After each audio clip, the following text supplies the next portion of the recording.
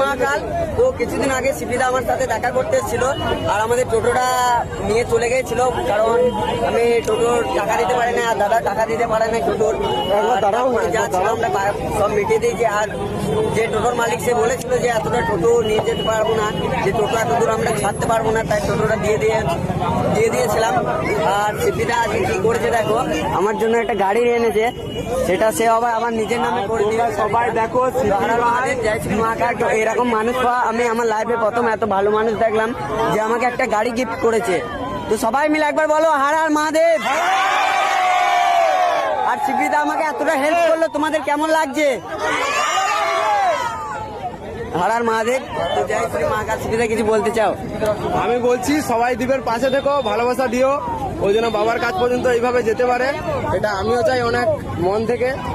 আর বাকি এখন হিরো না চাপ, চেনটা করো ভাই।